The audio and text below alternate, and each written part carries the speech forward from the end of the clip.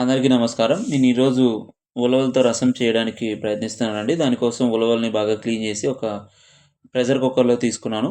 Pressure కుక్కర్‌లో తీసుకొని దీన్ని బాగా ఉడకబెట్టానండి. ఒక 8-10 విజిల్లొచ్చేంత వరకు. ఎందుకంటే ఉలవలు అంత సామాన్యంగా ఉడకవు కాబట్టి అలా ఉడకబెట్టి ఉలవల్ని సెపరేట్‌గా తీసుకున్నాను. తర్వాత దాంట్లో ఉన్న వాటర్‌ని సెపరేట్‌గా తీసుకున్నానండి. ఇప్పుడు ఉలవల్ని తీసుకొని ఒక మిక్సీలో వేసి దాంట్లో తగినంత ఉప్పేసి మిక్సీలో సహాయంతో పేస్ట్ పెడతానండి. ఎందుకు అంటే ఇది ఉలవల రసంలో కొంచెం పేస్ట్ అనేది యాడ్ చేస్తే టేస్ట్ అనేది ఇంక్రీజ్ అవుతుంది. చూడండి మిక్సీ బట్టి నేను ఒక పేస్ట్‌లా తయారు చేశాను. ఇప్పుడు ఈ ఉలవల వాటర్ ఉన్నాయి కదా! సెపరేట్‌గా తీసిన దాంట్లో చింతపండు వాటర్‌ని మిక్స్ చేసి కలుపుతానండి. అలా మిక్స్ చేసి కలిపిన దాంట్లో ఈ పేస్ట్ కూడా అందులో వేసి కలుపుతాను.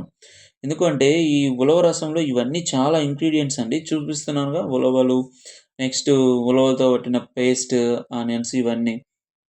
నేనిప్పుడు ఏం చేస్తానంటే, ఈ చింతపండు, ఉలవలు ఉన్నటువంటి వాటర్‌లో ఈ పేస్ట్‌ని కూడా మిక్స్ చేస్తానండి. దాంతో పాటుగా ఇందులోనే డైరెక్ట్‌గా 3 చెంచాల కారం,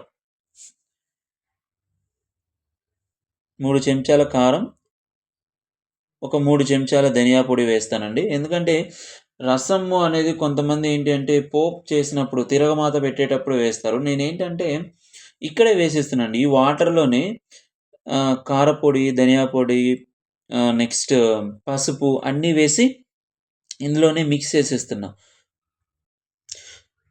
ఇలా మిక్స్ చేస్తూ ఉండాలండి. అక్కడ చూసినట్లయితే మీరు ఆ పొడి అనేది కొంచెం ఉంటలు ఉంటలుగా ఉంది. అది లేకుండా జాగ్రత్తగా మనం గరిటె సహాయంతో దాన్ని నీట్‌గా కలపాలండి.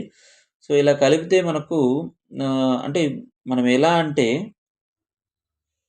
ఇలా గరిటె సహాయంతో నేను బాగా కలయతిప్పుతానండి. ఇలా కలయతిప్పి ఉంటలు లేకుండా చేసుకొని దీన్ని పక్కన అలానే పెట్టేసుకుంటానండి.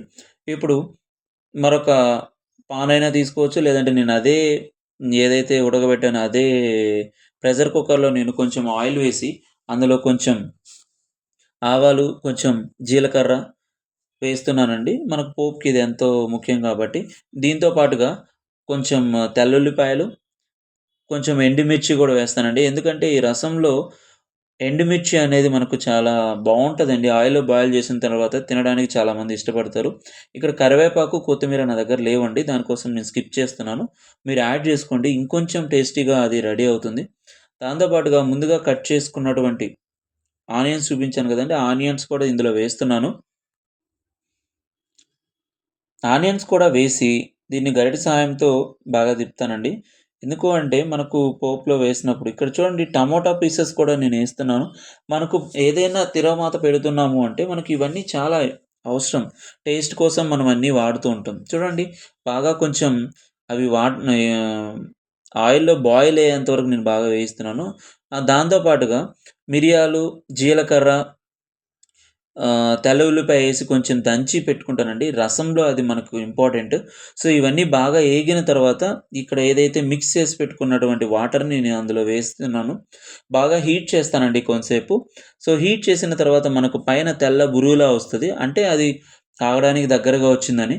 మీరు మన వీడియోలో చూస్తున్నట్టు అది ఎప్పుడైతే బాయిల్ అవుతుందో అక్కడితో మనం ఆపేయాలండి. అంతకంటే ఎక్కువ ఉడికినట్లయితే మన రసం చేదుగా అయిపోతుంది. నేనిలా ఉలవ రసాన్ని ట్రై చేశానండి. మీరు కూడా ట్రై చేయండి. ఎలా ఉందో కామెంట్ చేయండి. Thank you so much for watching my channel అండి. Thank you.